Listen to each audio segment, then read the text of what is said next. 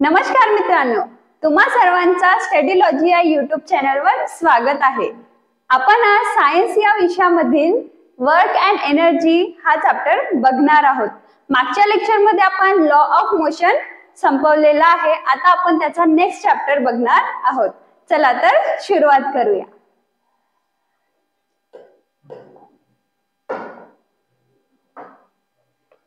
Work and energy या chapter मध्ये आपण काय काय बघणार आहोत ते आता आपण बघूया।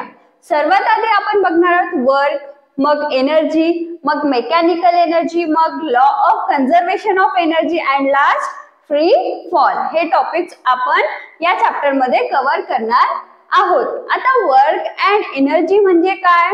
वर्क म्हणजे काय? काम, एखादं काम। जसं आपली आई घरकाम करते ते सुद्धा काय आहे? वर्क आहे। आपण जे होमवर्क करतो, मेंटल वर्क करतो ते सुद्धा काय आहे? वर्क आहे। तर या चॅप्टर मध्ये आपल्याला तेच बघायचं आहे की वर्क काय आहे, वर्कची ऑफिशियल डेफिनेशन काय आहे आणि त्याच्याच निगडीत काय एनर्जी, एनर्जी काय आहे। आपल्याला वर्क करण्यासाठी जी काही लागते ती काय असते? एनर्जी। आपण एनर्जी मुळे काय करू शकतो? काम करू शकतो। आपल्यामध्ये तेवढी एनर्जी असते। तर चला तर सुरुवात करूया।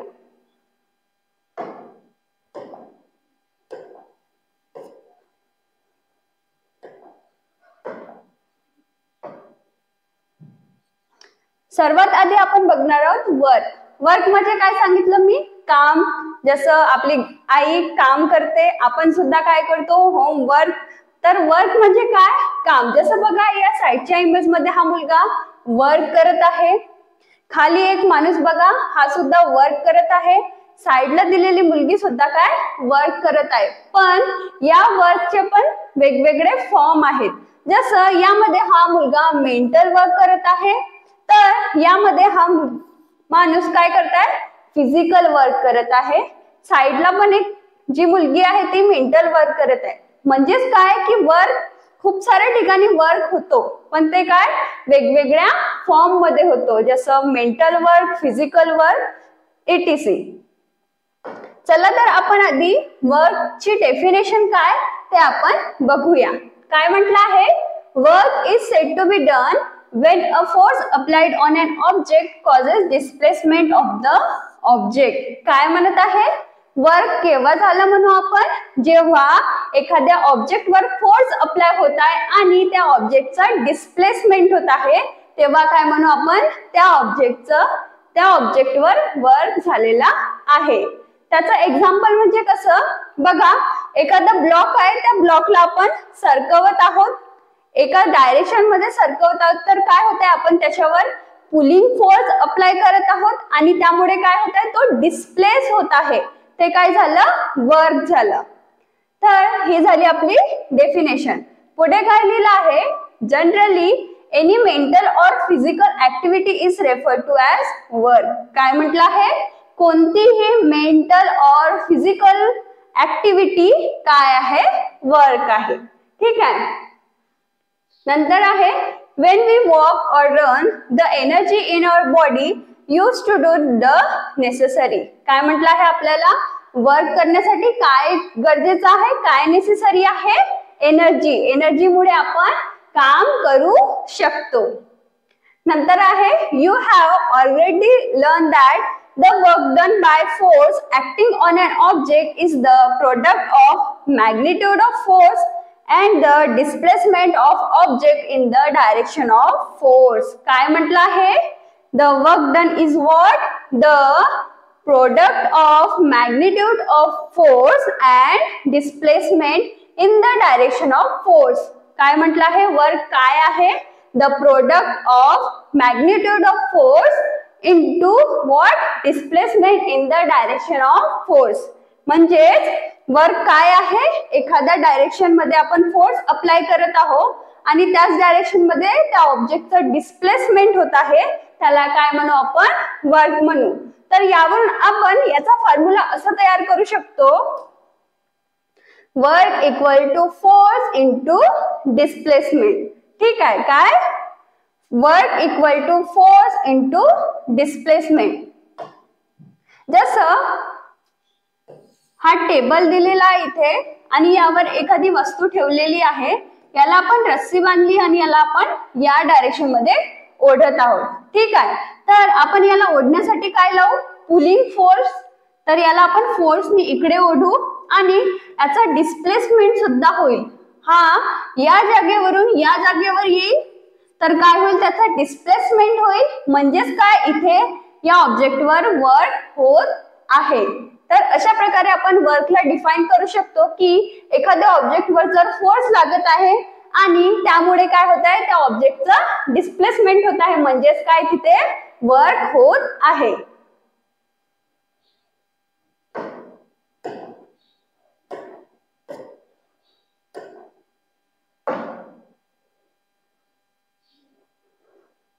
यानंतर आपल्याला एक ऍक्टिव्हिटी दिलेली आहे, ज्यामध्ये काय दिलेलं आहे, एक मुलगा आहे, तो हा एखादा लगेज किंवा एखादा बॉक्स म्हणू आपण याला, हा रस्सीने ओढत आहे.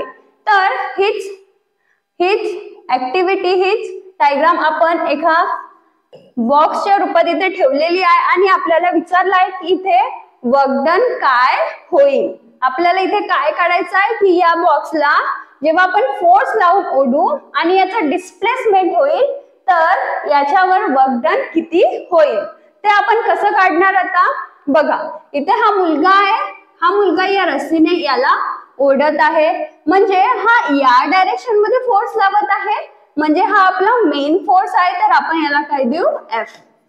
ठीक आहे, पण आपण याला इकडे ओढत आहोत, तर ऑब्जेक्ट हा इकडे जायला हवा. जसं आपण एखाद्या ऑब्जेक्टला असं ओढतो तो आपल्याकडे येतो, म्हणजे या डायरेक्शनला येतो. पण काय होत आहे, हा ऑब्जेक्ट हॉरिझॉन्टली डिस्प्लेस होत आहे. म्हणजे काय, काहीतरी फोर्स हॉरिझॉन्टली पण लागत आहे, त्यालाच काय म्हणू आपण, याचा कंपोनंट म्हणजे F1. ठीक आहे, तर हेच इथे डायग्राम मध्ये दिलेलं आहे की हा आपला आहे मेन फोर्स आणि याचा कंपोनंट आहे F1. हा का बरं दिलेला आहे, कारण हा ऑब्जेक्ट हॉरिझॉन्टली डिस्प्लेस होत आहे, हॉरिझॉन्टली पण याच्यावर फोर्स लागत आहे आणि त्यामुळे आपण त्याला F1 हा नाव दिलेलं आहे. आता आपल्याला इथे दिसत आहे हा एक एरो आणि हा एक एरो, दोन एरो मिळून काय मिळतं आपल्याला, अँगल. ठीक आहे, आता आपल्याला हे मिळालेलं आहे, आपण या लाईनला सुद्धा जॉईन करू, म्हणजे आपल्याला काय मिळत आहे, इथे ट्रायंगल मिळत आहे. तर आपण ट्रायंगल मध्ये जर एखादी क्वांटिटी आपल्याला काढायची असेल तर आपण वेगवेगळे रेशोज लावू शकतो, जसं sine theta, cos theta, tan theta. तर आपल्याला इथे काय काय दिलेलं आहे बघा, हा आपला इथे अँगल आहे थिटा, थिटाच्या साइडची बाजू याला आपण काय म्हणतो, ऍडजसेंट साइड. ठीक आहे, आणि हा ट्रायंगल आहे, ट्रायंगलच्या हा अँगल आहे 90 डिग्री. 90 डिग्रीच्या अपोजिट लाईन काय असते, हायपोटेनियस. तर ही झाली आपली हायपोटेनियस. ठीक आहे, आता आपल्याला असं कोणता रेशो माहिती आहे का ज्यामध्ये ऍडजसेंट साइड आणि हायपोटेनियसचा रिलेशन आहे. तर हो, आपल्याकडे कॉस थिटा आहे. कॉस थिटा काय असतो, ऍडजसेंट साइड अपॉन हायपोटेनियस. तर आपण इथे आधी लिहूया, cos theta equals to adjacent side काय दिला आपलं नाव, आपण काय दिलाय, F1 बाय काय आपला हायपोटेनियस काय लिहिला आपण, कॅपिटल F. म्हणजे आपलं F1 काय झालं, F कॉस थिटा.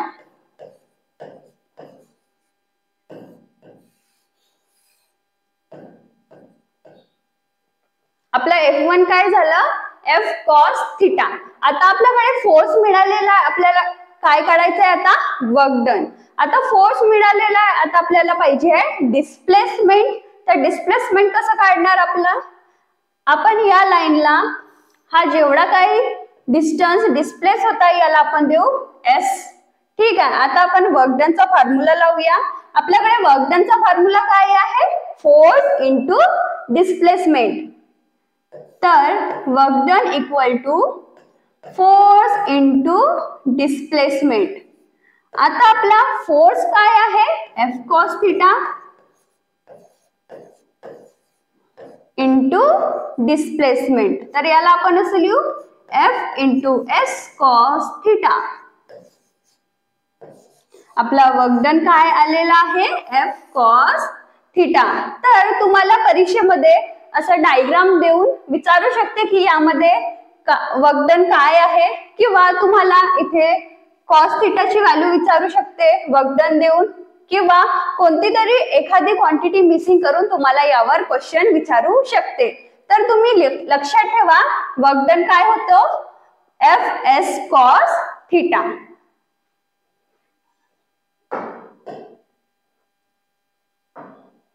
आपल्याला यावरून खाली एक टेबल दिलेला आहे आणि त्यामध्ये काय लिहायचं आपल्याला की जेव्हा थिटाची व्हॅल्यू वेगवेगळी आहे तेव्हा वर्क डन काय येईल आणि त्याचं कन्क्लुजन सुद्धा आपल्याला इथे लिहायचं आहे. आता आपण हे बघूया. बघा फर्स्ट कॉलम मध्ये आपल्याला थिटाची व्हॅल्यू दिलेली आहे 0 डिग्री, 90 डिग्री, 180 डिग्री. नंतर सेकंड कॉलम मध्ये काय दिलेलं आहे, कॉस थिटाची व्हॅल्यू म्हणजे कॉस 0 ची व्हॅल्यू काय येते 1, कॉस 90 ची व्हॅल्यू 0 आणि कॉस 180 ची व्हॅल्यू -1. नंतरच्या कॉलम मध्ये काय दिलेला आहे, वर्क डनचा फॉर्म्युला जो आपण इथून काढलेला आहे. आणि जेव्हा थिटाची व्हॅल्यू काय आहे 0, कॉस 0 काय आहे 1, तर F S आणि कॉस थिटाची व्हॅल्यू 1 ठेवू आपण, त्याला काय म्हणू आपण F इंटू S.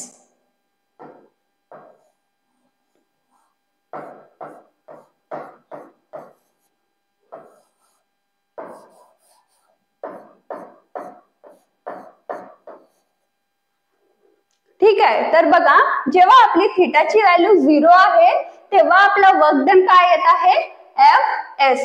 तर आपल्याला इथे कुठेही निगेटिव्ह साइन दिसत नाही म्हणून आपण याला काय म्हणू, पॉझिटिव्ह वर्क डन. तर काय म्हणू आपण इथे, work done is what, positive.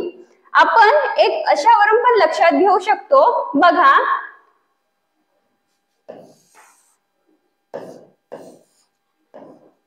हा एक ऑब्जेक्ट आहे, याला आपण रस्सीने या साइडला हॉरिझॉन्टल डायरेक्शन मध्ये ओढत आहोत. तर काय होत आहे, आपण फोर्स पण याच डायरेक्शन मध्ये लावत आहोत आणि हा डिस्प्लेस सुद्धा काय याच डायरेक्शन मध्ये होत आहे. म्हणजे काय, फोर्स आणि डिस्प्लेसमेंटच्या एरो मध्ये कुठलाही अँगल नाही आहे, म्हणजे काय अँगल 0 आहे. आणि हीच कंडिशन आहे ती जेव्हा कॉस 0 असते आणि आपला वर्क डन काय असते, पॉझिटिव्ह असते. तर आपण काय म्हणू, पॉझिटिव्ह वर्क डन म्हणजे काय, जेव्हा फोर्स आणि डिस्प्लेसमेंट एका डायरेक्शन मध्ये असणार तेव्हा काय होईल, वर्क डन इज पॉझिटिव्ह. ठीक आहे. तर आपण कन्क्लुजन मध्ये काय लिहू, the work done is positive.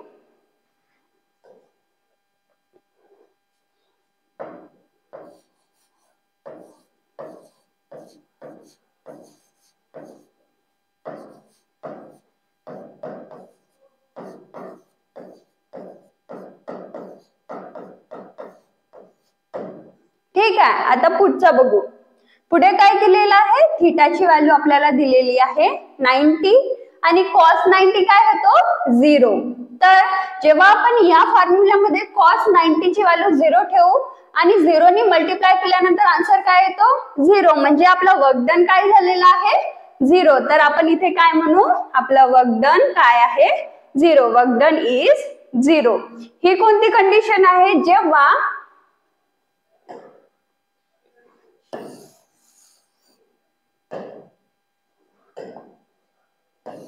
आपला फोर्स हॉरिझॉन्टल डायरेक्शन मध्ये आहे किंवा आपला फोर्स वर्टिकल डायरेक्शन मध्ये आहे आणि आपलं डिस्प्लेसमेंट हॉरिझॉन्टल डायरेक्शन मध्ये होत आहे.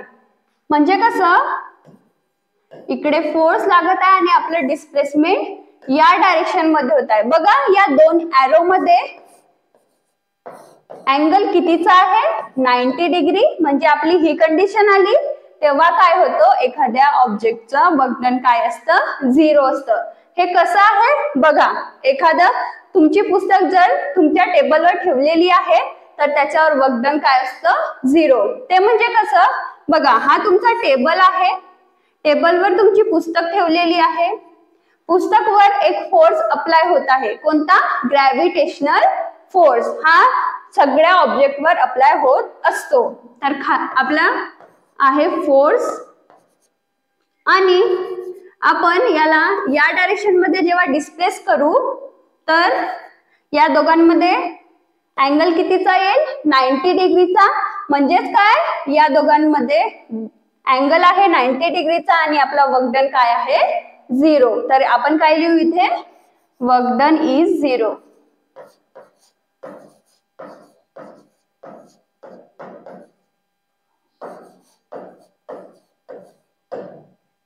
नंतर काय आहे, आपला अँगल दिलेला आहे 180, कॉस 180 ची व्हॅल्यू काय येते, -1. आणि आपण जेव्हा -1 या फॉर्म्युल्यामध्ये ठेवू, आपला आन्सर काय येईल, -fs. आता तुम्हाला इथे मायनस दिसतच आहे, म्हणजेच काय, वर्क डन इज निगेटिव्ह. ठीक आहे, तर काय लिहू आपण इथे, वर्क डन इज निगेटिव्ह.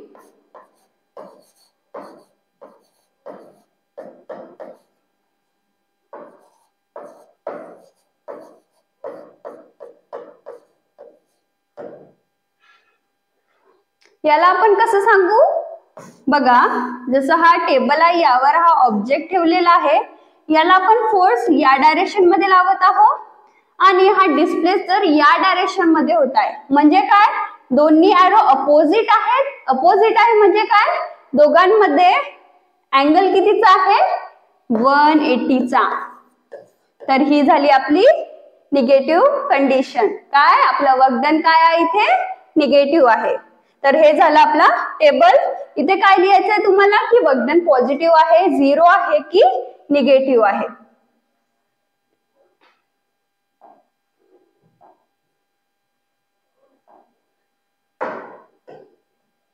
नंतर आपल्याला बघायचे आहे युनिट ऑफ वर्क. जसं आपण डिस्टन्स, डिस्प्लेसमेंट, वेलोसिटी, स्पीड या सर्वांचे युनिट बघितले, तसंच आपल्याकडे वर्कचा सुद्धा युनिट आहे, ते आपण आता बघणार आहोत. तर आपल्या वर्कचा फॉर्म्युला काय आहे, force into displacement. In SI system the unit of force is newton. हे आपण मागच्या चॅप्टर मध्ये बघितलं की फोर्सचा युनिट काय आहे, newton. Newton. And the unit of displacement is what, metre. Thus the unit of force is Newton. Unit of work is what, Newton meter. This is called joule. आपला Newton metre काय आहे, joule. आपला SI unit of work काय आहे, joule. ठीक आहे. आता आपल्याला इथे 1 जूलची डेफिनेशन दिलेली आहे, ते आपण बघूया. 1 joule equals to, if a force of 1 Newton displace an object through 1 meter in the direction of force, the amount of work done on the object is 1 joule. काय म्हटलं आहे, एखाद्या ऑब्जेक्टवर 1 न्यूटनचा फोर्स जेव्हा आपण अप्लाय करत आहोत आणि त्यामुळे काय होत आहे, त्याचा 1 मीटरने डिस्प्लेसमेंट होत आहे in the direction of force, आणि त्यावर जो काही वर्क डन होत आहे तो काय आहे, आपलं 1 जूल. इथे बघा लिहिलाय 1 joule equals to 1 newton into 1 metre. ठीक आहे. आता आपण याचा सीजीएस युनिट बघू. काय म्हटलं आहे, in CGS system the unit of force is डायन and that displacement is centimeter. Thus the unit of work done is dian centimeter. आणि डायन सेंटीमीटर ला काय म्हणू आपण, 1 अर्ग. आणि 1 erg equals to 1 dyne into 1 centimetre. जशी आपण जूलची डेफिनेशन बघितली तसंच डायनची सुद्धा आहे. तर डायनची काय येईल, इफ द फोर्स ऑफ 1 डायन on object through 1 centimeter in the direction of force, the amount of work done on the object is 1 अर्ग. अशी आपली अर्गची डेफिनेशन आहे. तर हे दिलं आपला 1 अर्ग इक्वल्स टू व्हॉट 1 डायन इंटू 1 सेंटीमीटर.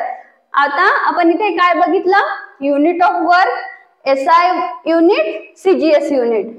SI युनिट काय आपला जूल, CGS युनिट काय आहे वर्क. 1 जूल काय आहे 1 न्यूटन इंटू मीटर आणि 1 अर्ग काय आहे 1 डायन इंटू सेंटीमीटर. हे झालं युनिट ऑफ वर्क.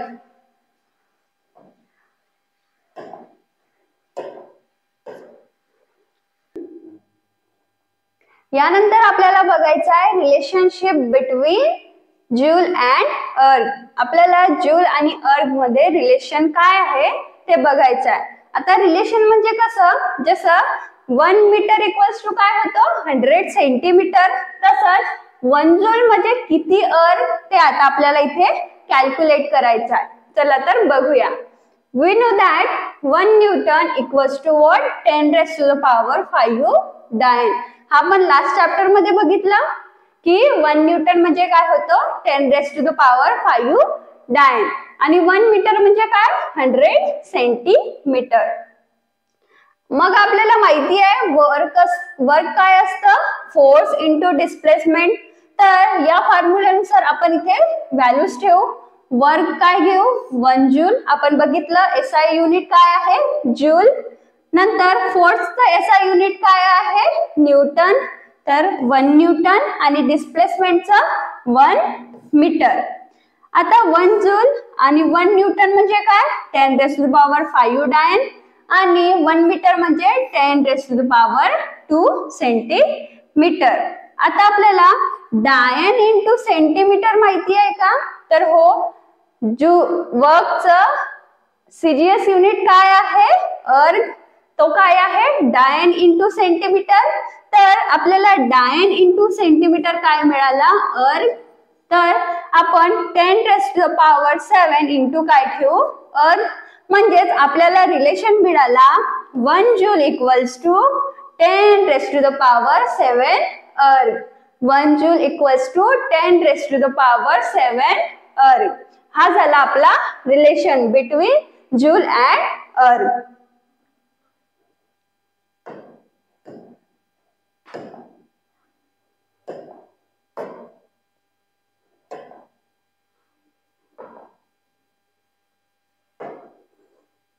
नंतर आपल्याला बघायचं आहे positive, negative and zero work. आपण या आधी तो एक टेबल सॉल्व्ह केला होता. त्यामध्ये आपण काय लिहिलं होतं पॉझिटिव्ह वर्क डन पॉझिटिव्ह आहे की निगेटिव्ह आहे की झिरो आहे, ते आपल्याला इथे आता डिटेल मध्ये दिलेलं आहे, ते आपण बघूया. Discuss the direction of force and displacement in each of following cases. आपल्याला काहीतरी खाली केसेस दिलेले आहे आणि त्यामध्ये आपल्याला सांगायचं आहे की फोर्स आणि डिस्प्लेसमेंटचे डायरेक्शन काय आहे. पहिलं काय आहे पुशिंग अ स्टॉल्ड व्हेइकल. एका व्हेइकलला आपण पुश करत आहोत म्हणजे काय, जसं माझ्यासोबत एखादा ऑब्जेक्ट आहे त्याला मी या डायरेक्शन मध्ये पुश करत आहे म्हणजे काय मी या डायरेक्शन मध्ये पुशिंग फोर्स लावत आहे आणि तो ऑब्जेक्ट सुद्धा त्याच डायरेक्शन मध्ये काय होत आहे डिस्प्लेस होत आहे, सरकत आहे. म्हणजे काय आपलं फोर्स आणि डिस्प्लेसमेंटची डायरेक्शन सेम आहे, सेम डायरेक्शन मध्ये आहे. तर आपण याला काय म्हणू की हा पॉझिटिव्ह वर्क डन आहे.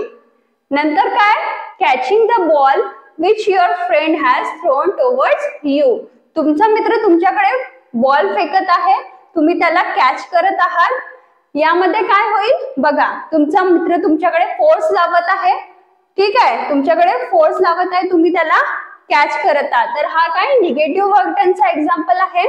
नंतर tying a stone to one end of string and swinging it round and round by other end of string. काय म्हटलं आहे, एका स्ट्रिंगला स्टोन बांधा आणि तुम्ही त्याला असं राउंड राउंड फिरवा. तर काय होईल त्याच्यामध्ये बघा, तुम्हाला एक कन्सेप्ट, जसं एखाद्या स्ट्रिंगला जर तुम्ही त्याच्या एका एंडला स्टोन बांधला आणि त्याला असं फिरवला म्हणजे काय तो सर्क्युलर मोशन करत आहे.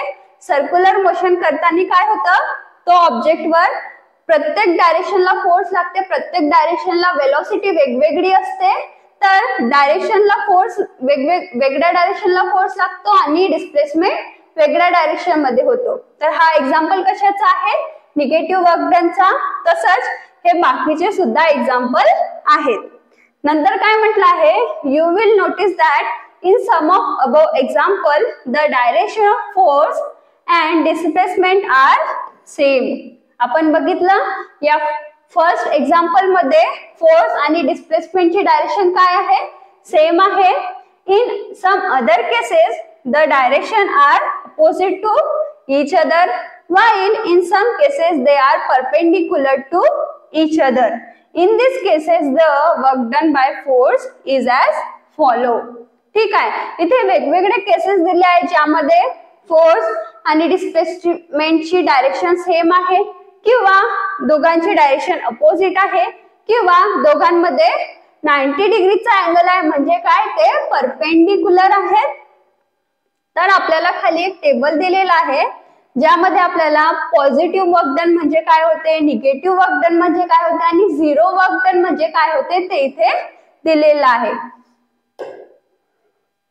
पहिला आहे when the force and the displacement are in the same direction the work done by the object is a positive.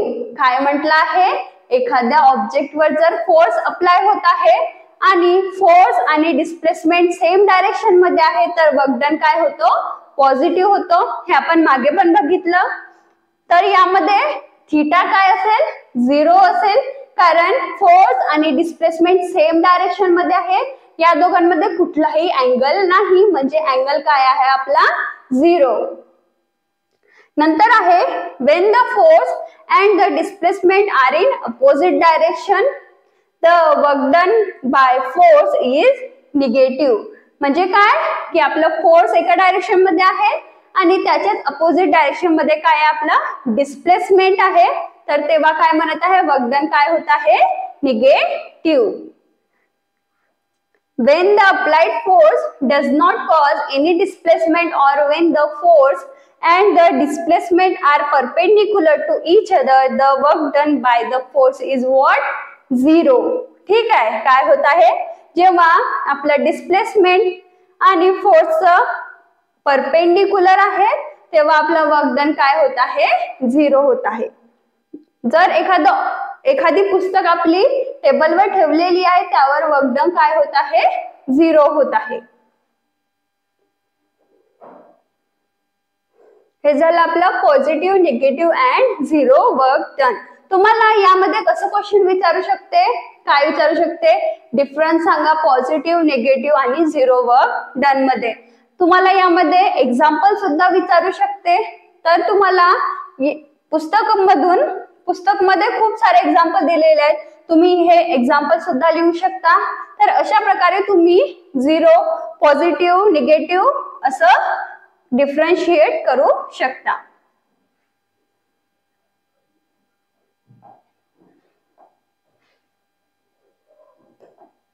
नंतर काय दिलेलं आहे? Suppose an artificial satellite is moving around the earth in a circular orbit. काय म्हटलं आहे? एखादं artificial satellite. तुम्हाला satellite म्हणजे माहिती आहे का? आता आर्टिफिशियल आपला नॅचरल सॅटेलाइट काय आहे? अर्थचं मून. तसंच आपल्याकडे आर्टिफिशियल सॅटेलाइट असतात. तर काय म्हणत आहे? पृथ्वीच्या भोवती काय म्हणत आहे? एखादं आर्टिफिशियल सॅटेलाइट मूव्ह करत आहे. As the gravitational force acting on satellite along the radius of circle. काय म्हटलं आहे? बघा तुम्हाला इथे सॅटेलाइटची डायग्राम दिलेली आहे. हा आपला सॅटेलाइट आहे.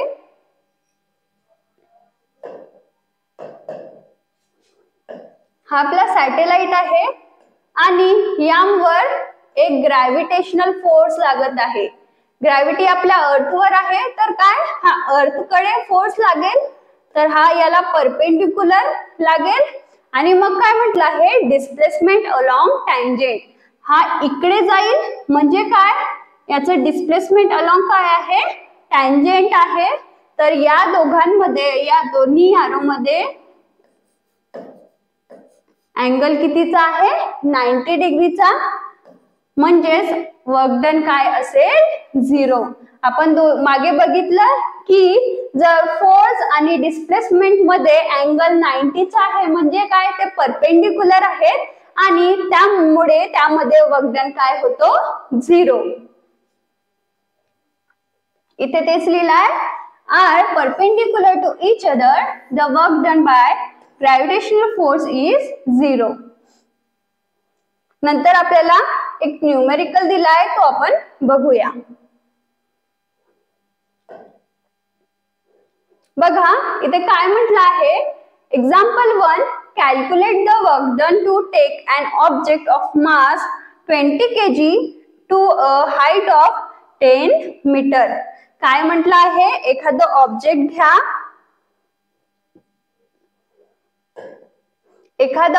घ्या, आणि त्याला 10 मीटरच्या हाईट वर ठेवा आणि त्याचं वर्क डन कॅल्क्युलेट करा.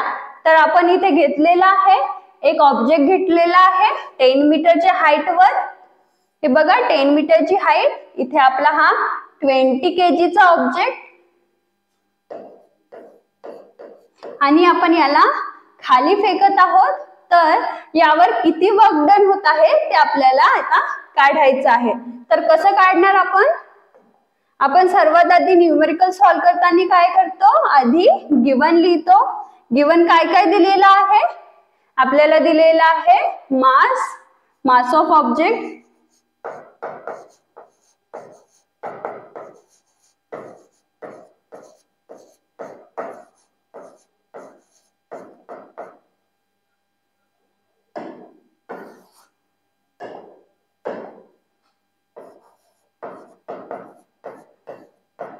काय आहे 20 kg आणि याची हाईट काय आहे, हाईट इक्वल्स टू 10 मीटर. आणि काय म्हटलंय आपल्याला इथे काय काढायचं आहे, वर्क डन.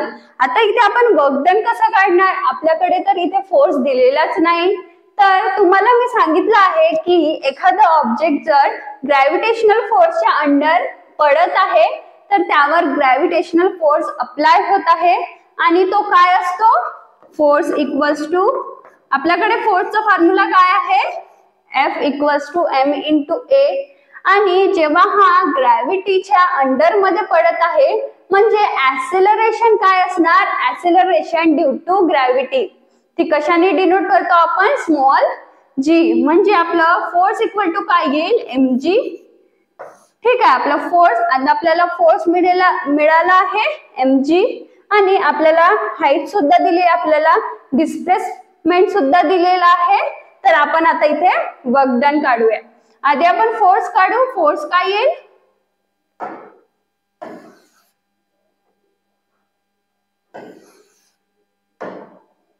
आपल्याकडे फोर्स काय येईल, force equal to mass into acceleration due to gravity. Mass काय आहे 20 kg आणि आता जी ची व्हॅल्यू तुम्हाला मी सांगितली होती मागच्या चॅप्टर मध्ये काय असते, 9.8 मीटर पर सेकंड स्क्वेअर. पण आता इथे तुम्हाला दिसत आहे का, हा ऑब्जेक्ट खाली पडत आहे. ठीक आहे, खाली पडत आहे, त्यामुळे आपण काय घेऊ, या ऍक्सेलरेशन ड्यू टू ग्रॅव्हिटीची व्हॅल्यू काय घेऊ, निगेटिव्ह.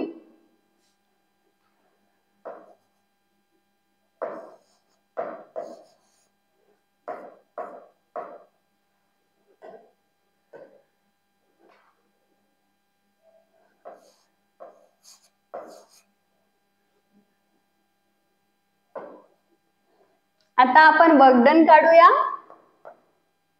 वर्क डन काय येईल, फोर्स मायनस 196 इंटू 10 काय येईल 1960. वर्क डनचं युनिट काय असतं, जूल. तर हा आला आपला वर्क डन आणि हा आपला मायनस साइन, मायनस 1960 जूल. तर आपण वर्डिंग मध्ये काय लिहू, the work done is -1960 joule.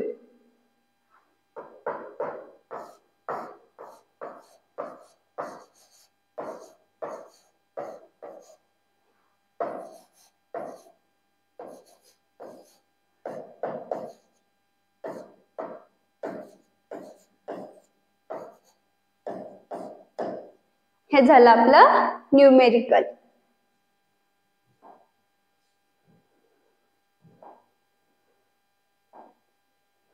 नंतर आहे आपला example 2. Praveen has applied a force of 100 newton on an object at 60 degree angle to the horizontal. The object get displaced in the horizontal direction and 400 joule work is done. What is the displacement of object? आता काय म्हटलं इथे, एक प्रवीण आहे, प्रवीण नावाचा मुलगा आहे, त्यांनी एका ऑब्जेक्ट वर 100 न्यूटनचा फोर्स अप्लाय केला. तो 60 डिग्रीच्या अँगल वर आहे टू द ओरिझोंटल आणि त्यांनी 400 जूल वर्क केलं. तर आपल्याला इथे काढायचं काय आहे, डिस्प्लेसमेंट काय आहे. ठीक आहे, आता आपल्याला बघा ही साइडची इमेज दिलेली आहे. आपण हा ऑब्जेक्ट कन्सिडर करू.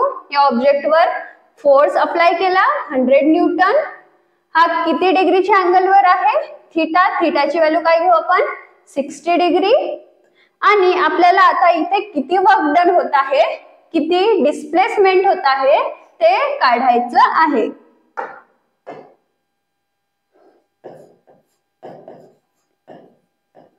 तर आधी आपण लिहूया गिवन डाटा. गिवन मध्ये काय काय दिलेलं आहे, फोर्स,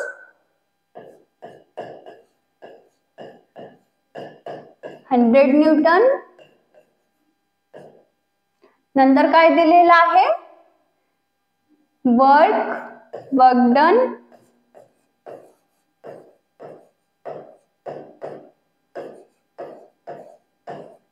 आणि आपल्याला अजून काय दिलेलं आहे, थीटाची व्हॅल्यू. तर आता तुम्हाला माहिती आहे कॉस थीटा काय असतो, कॉस थीटा कॉस 60 काय असतो, 1/2. तर आपण इथे लिहूया कॉस थीटाची व्हॅल्यू कॉस 60. ठीक आहे, आपल्याला हा गिवन मटेरियल आहे. आता आपण क्वेश्चन सॉल्व करूया. काय आपण इथे कोणता फॉर्म्युला लावणार, आपण बघा जेव्हा चॅप्टर स्टार्ट केलं तेव्हा आपल्याला एक ऍक्टिव्हिटी होती ज्यामध्ये काय करत होतो, आपण एका ऑब्जेक्टला रोपनी ओढत होतो, त्यामध्ये सुद्धा एक अँगल होता. तर आपल्याला तोच फॉर्म्युला इथे सुद्धा लावायचा आहे. तो कोणता आहे, work done equals to force into displacement into cos theta. बघा इथे थीटा दिलेला आहे. तर आता आपण फोर्स ठेवू, फोर्स. डिस्प्लेसमेंट आपल्याला काढायचं आहे. कॉस 60 आपल्याला काय दिलेली आहे, हाफ. आणि वर्क डन दिलेला आहे 400. आता आपण याला कॅल्क्युलेट करू. 400 इक्वल्स टू 100 इंटू हा आपण समोर घेऊया इंटू एस. 100 ला हाफनी मल्टिप्लाय केला म्हणजे 2 ने डिवाइड केलं तर आन्सर काय येईल, 50. 400 इक्वल्स टू 50s. आता हा 50 इकडे म्हणजे s इक्वल्स टू 400/50. तर आपला आन्सर इथे काय येईल, 5 8 जा 40. आपला आन्सर आला 8 मीटर. ठीक आहे, तर आपला ऑब्जेक्ट कितीने डिस्प्लेस झाला, 8 मीटरने. ठीक आहे, आता आपण वर्ड मध्ये लिहूया. काय लिहू, the object, the displacement of object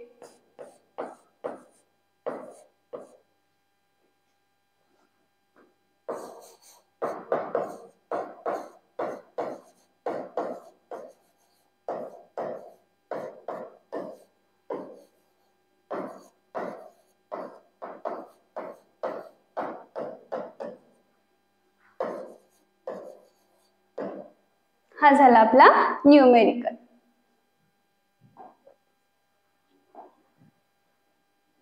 यानंतर आपला टॉपिक आहे एनर्जी. आपण आतापर्यंत काय बघितलं, वर्क काय असतं. आता आपल्याला बघायचा एनर्जी काय असतं.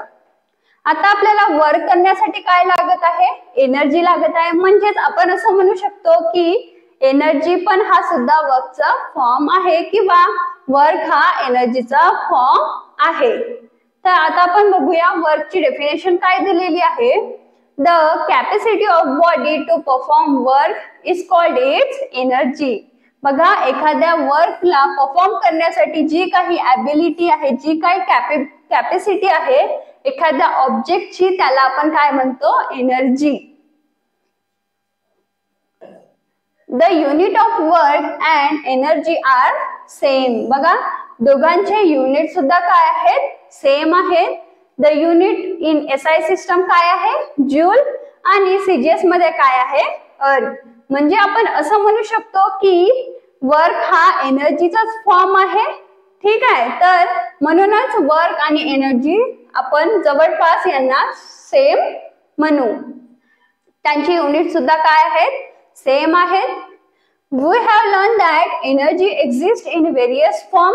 बघा, आपण स्टार्टिंगलाच म्हटलं की वर्क वेगवेगळ्या फॉर्म मध्ये होते. वर्क काय आहे? एनर्जी आहे. तर एनर्जीचे वेगवेगळे फॉर्म असतात. जसं आपण मेंटल वर्क बघितलं, फिजिकल वर्क बघितलं. आता आपल्याला एनर्जीचे फॉर्म बघायचे आहेत.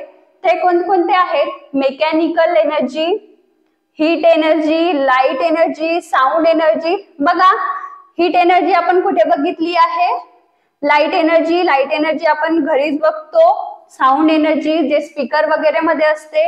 इलेक्ट्रोमॅग्नेटिक एनर्जी, केमिकल जे आपल्या सेल मध्ये केमिकल रिॲक्शन होतात ते केमिकल एनर्जी. न्यूक्लिअर जिथे बॉम्ब वगैरे असते, बॉम्ब मध्ये न्यूक्लिअर एनर्जीचा वापर होतो.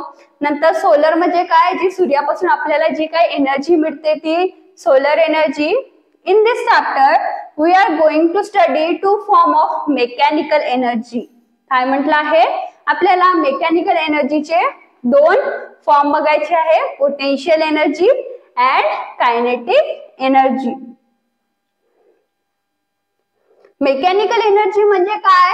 की एखाद्या गोष्टीला, एखाद्या वर्कला परफॉर्म करण्यासाठी जी काही लागत आहे. म्हणजे कसं, जेव्हा मी उभी आहे म्हणजे काय? मी रेस्टवर आहे, आणि जर रेस्टवर असल्यामुळे माझ्यामध्ये जी काही एनर्जी असेल ती म्हणजे असेल पोटेन्शियल एनर्जी. पण जेव्हा मी चालायला लागली म्हणजे काय? मी मूव्ह करत आहे, मी मोशन करत आहे, तर तेव्हा माझ्यामध्ये काय आली? Kinetic energy. तर मेकॅनिकल एनर्जी म्हणजे काय होते? Potential energy plus kinetic energy. जी आपल्याला थांबण्यासाठी, मूव्ह करण्यासाठी जी काही एनर्जी यूज होते तिला आपण म्हणतो mechanical energy.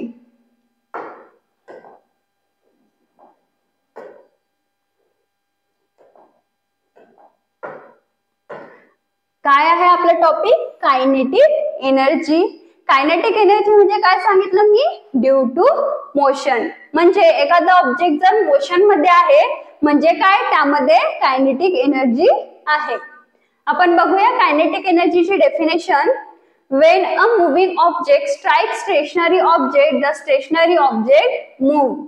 Thus, the moving object has some energy, part of all of which it share with the stationary object, thereby setting it in motion. आता बघा definition. The energy which an object has because of its motion is called as what? Kinetic energy. म्हणजे काय? की एखाद्या ऑब्जेक्टला तिच्या मोशनमुळे जे काही एनर्जी मिळत आहे त्याला काय म्हणू आपण? Kinetic energy. या वरच्या लाईन मध्ये काय दिलेलं आहे? एक स्टेशनरी ऑब्जेक्ट आहे आणि एक मुव्हिंग ऑब्जेक्ट आहे. तो स्टेशनरी ऑब्जेक्टला जेव्हा मुव्हिंग ऑब्जेक्ट टच होत आहे तर तो काय? थोडा डिस्प्लेस होत आहे, तो मूव्ह करत आहे. म्हणजे काय? की हा जो मुव्हिंग वाला ऑब्जेक्ट होता त्यामध्ये काहीतरी एनर्जी होती, ती एनर्जी त्याने स्टेशनरी ऑब्जेक्टला दिली आणि त्यामुळे तो काय होत आहे? मूव्ह होत आहे. त्यावरून आपण समजतो की त्यामध्ये कायनेटिक एनर्जी आहे. The work done by force to displace a stationary object through a distance s is the kinetic energy gained by object. काय म्हटलं आहे? वर्क डन काय होईल? Force to displace a stationary object through distance s is kinetic energy gained by object. म्हणजे जो काही work done होईल, आपण एखाद्या ऑब्जेक्ट वर फोर्स अप्लाय करत आहोत आणि त्यामुळे त्याचं काय होत आहे? डिस्प्लेसमेंट होत आहे. म्हणजे काय होत आहे? वर्क होत आहे. आणि तो वर्क म्हणजेच काय होईल? त्या ऑब्जेक्टची कायनेटिक एनर्जी. तर आपण म्हणू kinetic energy equals to work done on the object. तर आपण बघितलं वर्क म्हणजेच काय, एनर्जी, म्हणजेच एनर्जीचाच फॉर्म आहे वर्क. म्हणून kinetic energy equals to work done on the object. बघा या डायग्राम मध्ये हा ऑब्जेक्ट जेव्हा स्टेशनरी आहे तेव्हा यामध्ये काय म्हटलं आहे, पोटेन्शियल एनर्जी आहे. पण जेव्हा हा इथून स्लाइड होत आहे म्हणजे काय, यामध्ये वेलोसिटी आली, म्हणजे काय, मोशन आला, आणि मोशन आला म्हणजे काय आली, कायनेटिक एनर्जी. तर यामध्ये काय आली, कायनेटिक एनर्जी. तर हे झालं कायनेटिक एनर्जी बद्दल. कायनेटिक एनर्जीचे युनिट सुद्धा काय असतील, एनर्जी सारखंच, आणि एनर्जीचे युनिट काय आहेत, वर्क, जसं जूल आणि अर्थ.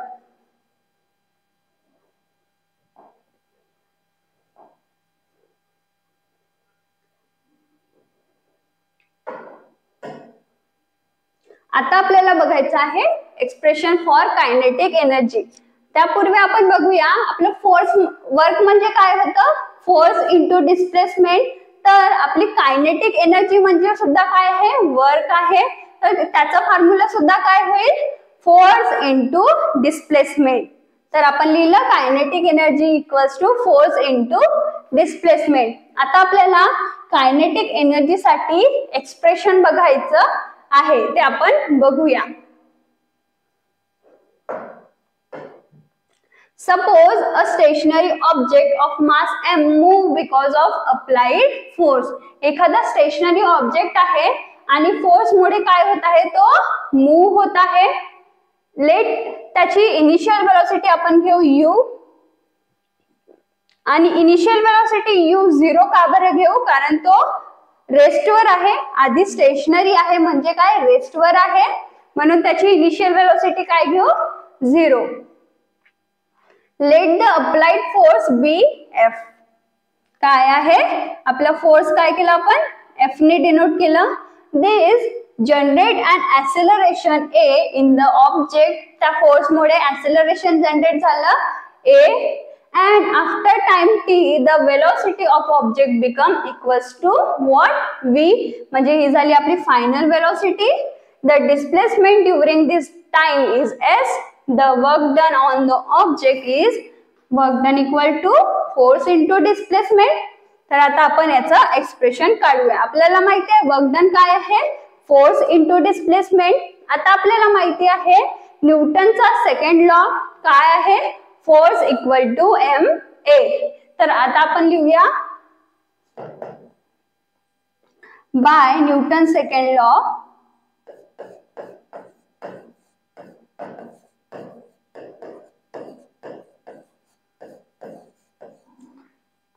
फोर्स इक्वल्स टू काय आहे, एम ए. आपल्याकडे न्यूटनचा सेकंड लॉ आहे, त्यामुळे आपल्याला माहिती होते की फोर्स काय आहे, एम इंटू ए. आता आपण हा जेव्हा ऑब्जेक्ट काय होत आहे, डिस्प्लेस होत आहे, तर आपण यामध्ये डिस्प्लेसमेंट कसं काढणार. आपल्याकडे सेकंड इक्वेशन ऑफ मोशन आहे, काय आहे, s equals to ut plus half at square. याच्यामध्ये डिस्प्लेसमेंट आहे, तर आपण त्याद्वारे आपण डिस्प्लेसमेंट काढूया. S equals to ut plus half at square. आता इथे u दिलेला आहे आणि आपलं u काय आहे, 0 आहे, म्हणजे हे टर्म पूर्ण काय होईल, 0. म्हणजे आपलं s इक्वल्स टू काय येईल, हाफ एटी स्क्वेअर. आपलं डिस्प्लेसमेंट काय आलं, हाफ एटी स्क्वेअर. आता आपण वर्क डन लिहूया. Work done equals to force काय आला आपला, एम ए. याला 1 देऊ, याला 2 देऊ, m a into half at square. आता इथे ए दोनदा आहे, तर आपण काय लिहू, त्याला ए स्क्वेअर लिहू. म्हणजेच काय येईल, हा m into half m a आणि टी चा होल स्क्वेअर. ठीक आहे, हे आलं आपलं half into m into a टीचं होल स्क्वेअर. आता आपल्याकडे न्यूटनचा फर्स्ट लॉ ऑफ मोशन आहे. काय आहे तो? v equals to u plus at. तर तो सुद्धा आपण इथे यूज करूया. v equals to u plus at. आता u आपला 0 आहे म्हणजे v इक्वल्स टू काय होईल? 80. तर जेव्हा 80 v ची व्हॅल्यू 80 आहे आणि मग 80 स्क्वेअर काय होईल आपलं? v square. आपण जेव्हा v स्क्वेअर करू म्हणजे 80 स्क्वेअर सुद्धा होईल. तर आपण इथे 80 स्क्वेअर ची व्हॅल्यू काय ठेवू? v square. तर आपल्याला इथे सॉल्व्ह करून काय मिळत आहे? Work done equals to half into mass into आणि 80चा स्क्वेअर. 80च्या स्क्वेअरच्या जागी आपण काय लिहू? v square. तर आपलं वर्क डन आला हाफ mv स्क्वेअर. आणि आपण वर्क डन म्हणजे काय कन्सिडर करूया इथे? Kinetic energy. म्हणजेच kinetic energy equals to half mv square. आपला हा एक्सप्रेशन फॉर कायनेटिक एनर्जी. काय? Half mv square. तर आपल्याकडे कायनेटिक एनर्जीचा फॉर्म्युला मिळालेला आहे. काय? Half mv square.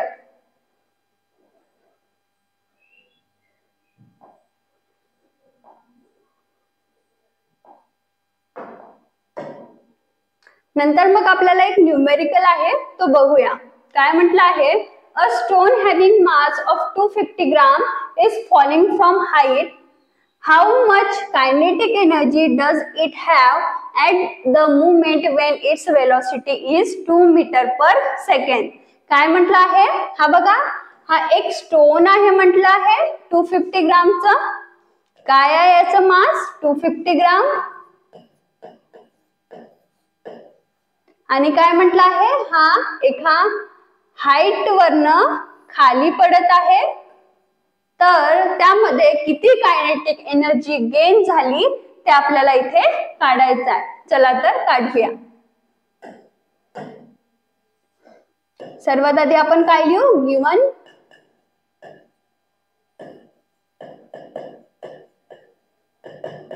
काय काय दिलेलं आहे? मास ऑफ स्टोन,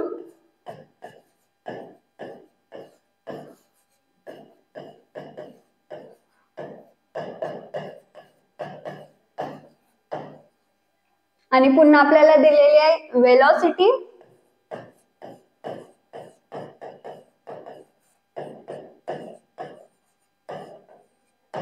ठीक आहे. आणि आपल्याला माहिती आहे कायनेटिक एनर्जी कसं काढतो आपण? कायनेटिक एनर्जीचा फॉर्म्युला काय आहे? Half mv square.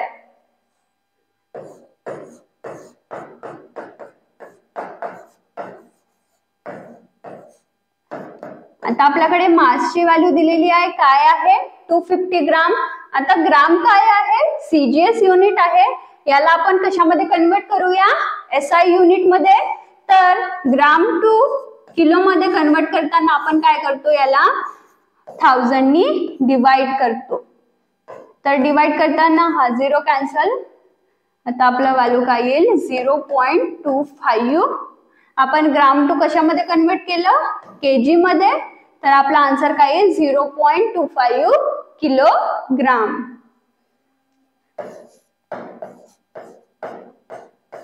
आणि वेलोसिटी दिलेली आपल्याला 2. तर 2चा स्क्वेअर. 2चा स्क्वेअर 4. आणि आपण ही व्हॅल्यू आपल्याला सॉल्व्ह करता यावी म्हणून जशाच तशी इथं ठेवूया. आता 2 2 जा 4.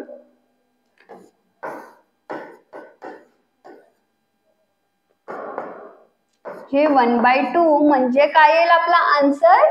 0.5. काय? कायनेटिक एनर्जीचा युनिट काय आहे? जूल. म्हणजे आपली एनर्जी काय आली? 0.5. तर आपण वर्डिंग मध्ये काय लिहू? At that moment the stone gain 0.5 kinetic energy.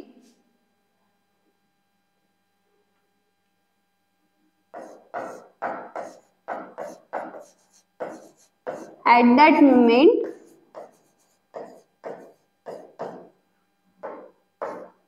stone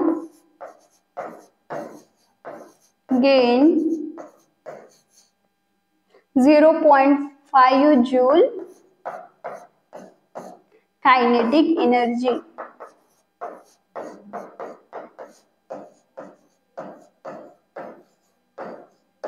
हे झालं आपला न्यूमेरिकल. अशा प्रकारे आपल्याला कायनेटिक एनर्जी कशी काढता येईल, कसं काढता येईल, हाफ mv². तुम्हाला इथे मास दिलेला आहे, वेलोसिटी दिलेला आहे आणि यावरून तुम्हाला कायनेटिक एनर्जी काढायची आहे. तुम्हाला कायनेटिक एनर्जीचे क्वेश्चन असेच विचारणार, म्हणजे कारण कायनेटिक एनर्जी म्हणजे काय की जेव्हा एखादा ऑब्जेक्ट मोशन मध्ये येतो तेव्हा काय येते, कायनेटिक एनर्जी. हे लक्षात ठेवा. ठीक आहे.